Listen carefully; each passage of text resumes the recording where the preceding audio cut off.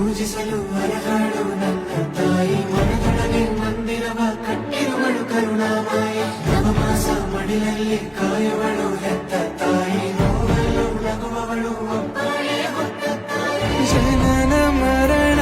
ಜಗದ ಸಂತೆ ಅದಕ್ಕೂ